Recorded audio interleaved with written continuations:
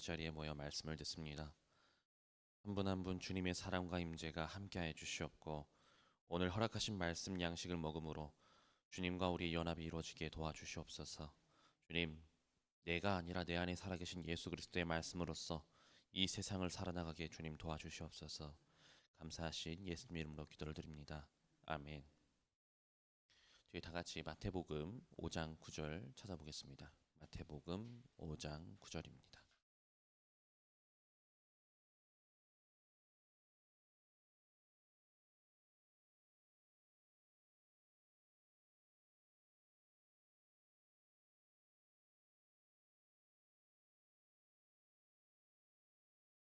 찾으신 분들은 한 목소리로 읽겠습니다. 시작. 화평케 하는 자는 복이 있나니 저희가 하나님의 아들이라 일컬음을 받을 것이며. 아멘. 화평케 하는 자는 복이 있나니 저희가 하나님의 아들이라 일컬음을 받을 것이며. 이 말씀은 팔복 가운데서도 참 묘한 말씀입니다.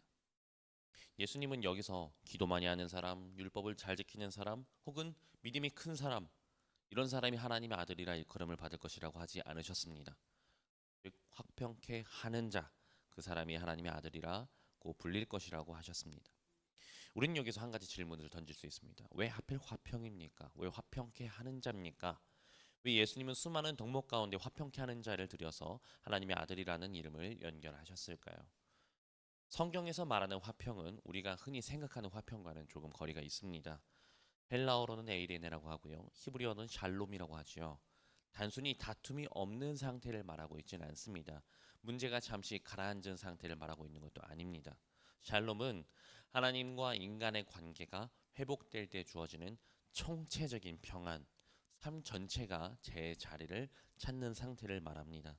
그러므로 예수님께서 말씀하신 화평케 하는 자라는 것은 아, 갈등이 없는 상태가 아니라 갈등을 적당히 중지하는 상태가 아니라 깨어진 관계 한복판으로 비집고 들어가서 화목을 만들어가는 사람이라는 뜻입니다.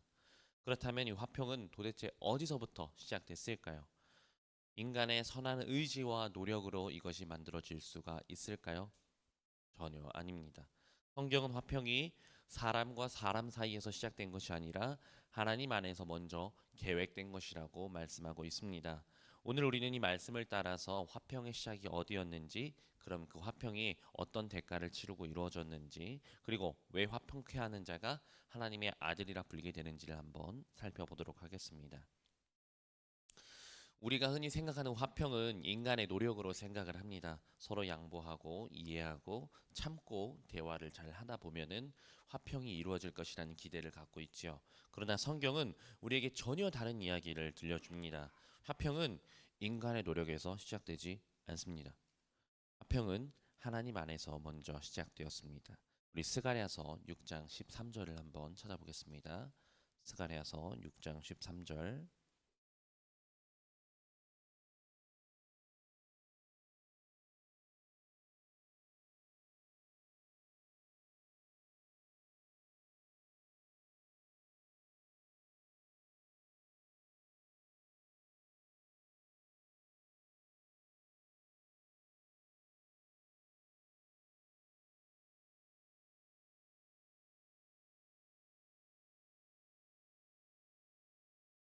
찾으신 분들은 함께 읽도록 하겠습니다. 시작. 그가 여호와의 전을 건축하고 영광도 얻고 그 위에 앉아서 다스릴 것이요 또 제사장이 자기 위에 있으리니 이 두 사이에 평화의 의논이 있으리라 하셨다 하고. 아멘. 성경은 화평이 하나님 안에서 먼저 시작되었다고 말씀드렸는데요. 그 사실을 가장 분명하게 보여주는 말씀이 바로 스가랴서입니다. 이 말씀은요, 이스라엘서 말씀은 메시아에 대한 예언입니다. 메시아의 예언 중 일부인데요. 오늘 우리가 주목해야 될 표현은 이 둘 사이에 평화의 의논이 있으리라는 말씀입니다. 여기서 말하는 둘은요, 이 둘은 왕의 직분과 제사장의 직분을 말씀을 하고 있는데요. 여기에 보시면은 그 위에 앉아서 다스릴 것이요 이렇게 써 있죠. 다스리다라는 것은 통치를 말합니다. 그러니까 왕은 당 통치하는 자, 왕은 통치하는 자로서 공의로서 다스리고 질서를 세우고 죄를 심판하는 자리입니다. 왕은 그런 사람입니다. 그런데요, 제사장은요 좀 성격이 다릅니다. 제사장은 피로써 죄를 덮고 피로 속죄하고 긍휼로 하나님과 인간 사이를 잇는 자리입니다. 그래서요, 이 두 직분, 왕과 제사장의 직분은요, 이스라엘 역사 속에서도 항상 분리되어 있었습니다. 늘 함께할 수 없는 자리였고 갈등이 있던 자리였습니다. 왕이 제사장의 역할을 대신하려고 하면 항상 문제가 생겼고요. 반대로 제사장이 왕의 권한을 넘보아도 문제가 생겼던 자리였습니다. 그런데 스가랴서는 말합니다. 메시아 안에서는 이 둘 사이에 평화의 의논이 있을 것이라고 말입니다. 이 말씀을 이해하려면요, 스가랴가 활동하던 시대를 떠올릴 필요가 있습니다. 당시에 이스라엘은 포로에서 돌아왔고요, 무너진 성전을 다시 짓고 있었습니다. 그 중심에 두 사람이 있었지요. 한 사람은 수룹바벨이었고, 그리고 또 한 명은 여호수아 대제사장이었습니다. 왕적 지도자와 제사장이 함께 협력하여서 성전을 재건하는 모습은 당시로서 상당히 의미 있는 장면이었습니다. 그러나 그 협력은 어디까지나 그 두 사람이 나란히 선 것이지 한 사람이 된 것은 아니었습니다. 스가랴는 그 장면을 보면서 더 먼 미래를 바라보고 예언을 합니다. 언젠가 하나님께서 왕이시며 그리고 제사장인 그것이 완전히 하나로 합쳐진 형태, 완전한 메시아를 보내실 것을 본 것입니다. 그 예언은 예수 그리스도 안에서 성취되었습니다. 아멘. 예수님은 왕이십니다. 아멘. 그렇기 때문에 공의로 다스리고 죄를 절대 가볍게 여기지 않으셨습니다. 동시에 예수님은요 대제사장이셨습니다. 우리의 죄를 대신 지시고 피 흘려 속죄하신 분이십니다. 인간 역사에서는 늘 충돌하던 왕의 공의와 제사장의 긍휼이 예수 그리스도 안에서는 갈등 없이 분열 없이 완전하게 하나가 되었습니다. 공의는요 십자가에서 만족이 되었고 긍휼은 같은 십자가에서 흘러나왔습니다. 이것이 바로 스가랴가 말한 이 둘 사이에 평화의 의논이 있으리라는 말씀의 실체입니다. 성경은 이 화평이 영원전부터 계획된 하나님의 뜻이라고 증언하셨습니다.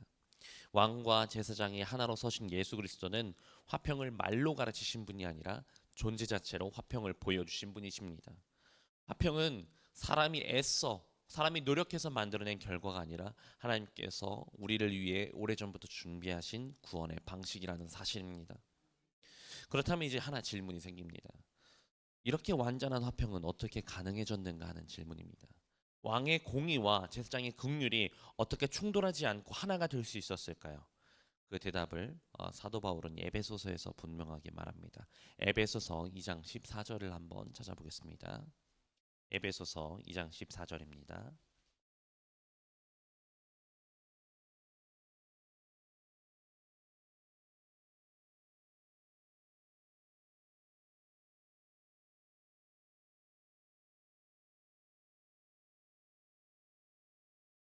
함께 읽도록 하겠습니다. 시작. 그는 우리의 화평이신지라 둘로 하나를 만드사 중간에 막힌 담을 허시고. 아멘.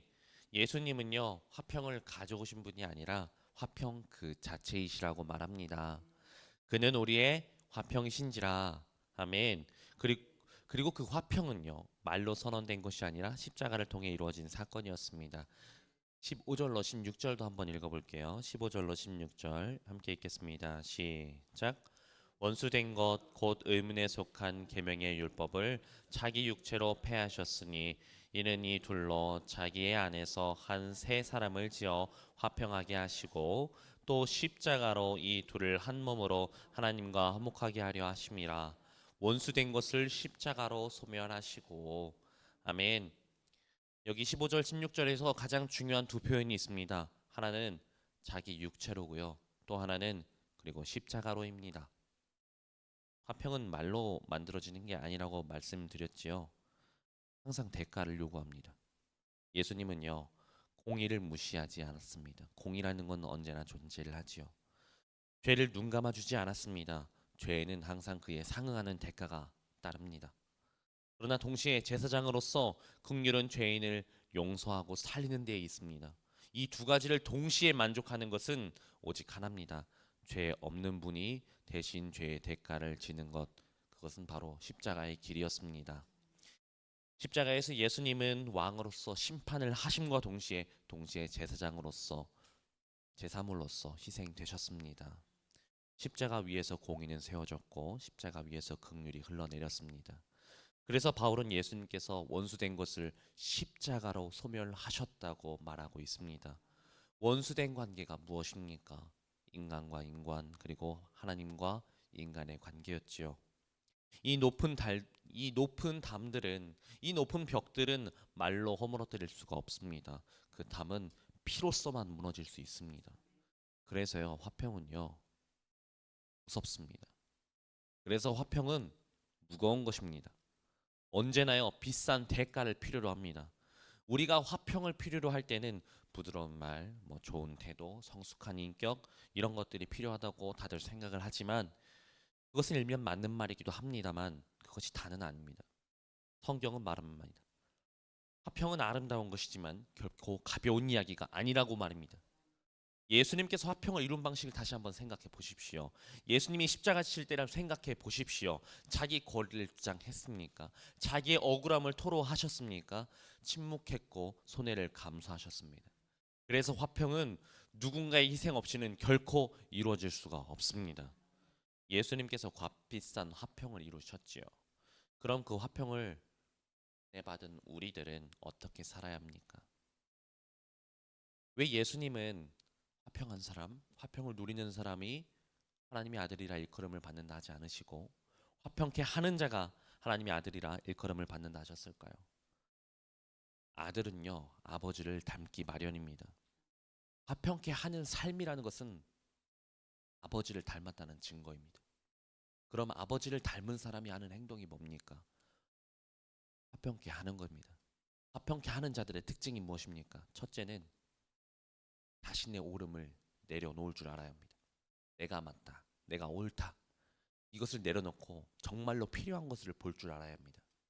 예수님은 죄 없는 분이셨지요. 옳은 분이셨습니다. 그러나 자기의 옳음을 무기로 삼고 그것으로 공격하지 않으셨습니다. 침묵했고 억울함을 무덤까지 가져가셨습니다.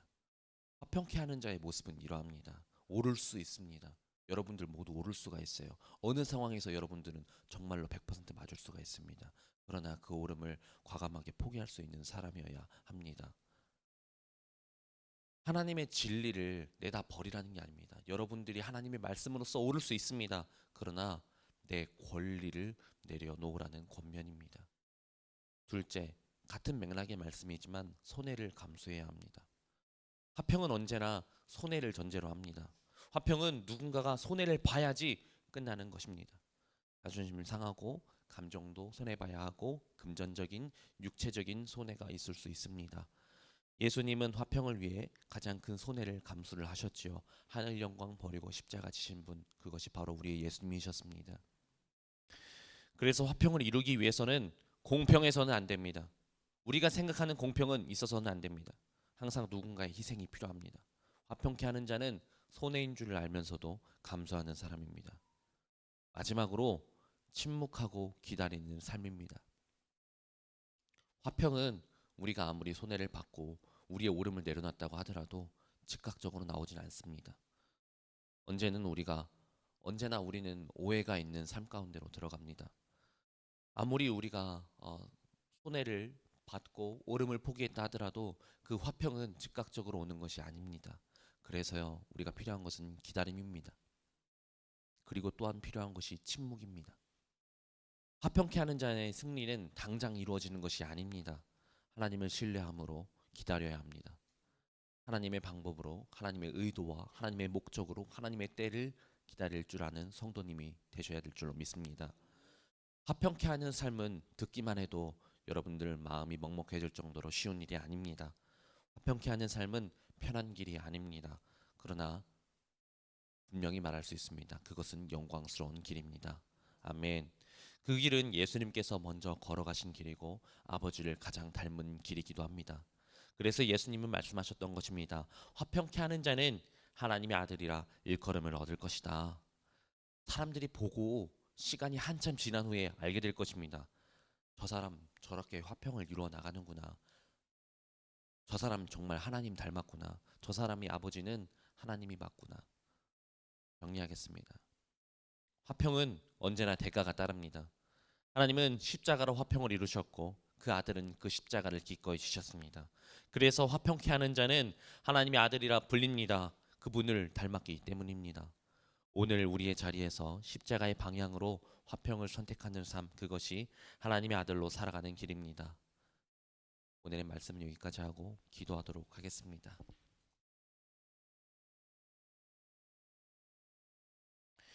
사랑의 하나님 아버지, 우리에게 오신 예수님이 화평 그 자체임을 깨닫게 하시니 감사를 드립니다. 주님, 저는 늘 나의 옳음을 주장하려 하지만 주님은 십자가에서 침묵하며 손해를 감수하셨습니다. 그 희생으로 우리가 하나님과 화평하게 되었음을 잊지 않게 도와주시옵소서. 오늘 우리가 마주한 삶의 현장에서 나의 자존심과 권리를 조금이라도 내려놓게 하여 주시옵소서. 손해를 보더라도 화평을 선택하는 그 뒷모습을 통해서 우리가 하나님의 아들임을 세상이 알게 하게 하여 주시옵소서. 우리에게 평화를 허락하신 주 예수 그리스도의 이름으로 기도를 드립니다. 아멘. 다 같이 주여 삼창하고 기도하겠습니다. 시작. 주여, 주여, 주여.